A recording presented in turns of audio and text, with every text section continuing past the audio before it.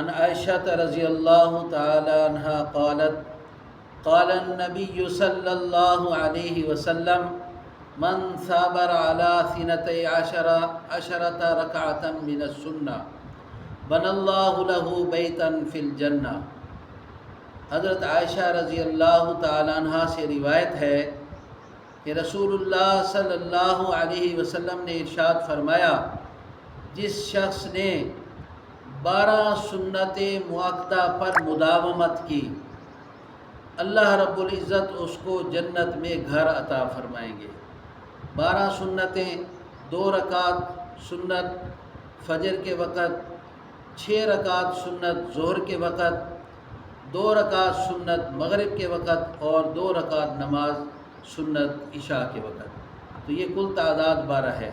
ان 12 رکعتوں پر مداومت ہمیشگی اختیار کرنے پر اللہ تعالیٰ نے جنت میں گھر دینے کا وعدہ فرمایا ہے۔